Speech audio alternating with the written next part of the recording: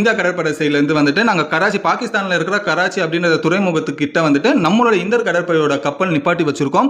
அந்த கராச்சி துறைமுகத்தில் இருந்து எந்த ஒரு கப்பலுமே வந்துட்டு இது வரைக்கும் நம்மளோட கடற்படை கிட்ட வரவே இல்லை. நம்மளை தாண்டியுமே அவங்களால போக முடியாது. அவங்க பயப்பட ஆரம்பிச்சிருக்காங்க. ஏன்னா கராச்சி துறைமுகம் அப்படின்றது பாகிஸ்தானுக்கு ஒரு ஒன் ஆஃப் த மோஸ்ட் இம்பார்ட்டன்டான ஒரு ஹார்பர்.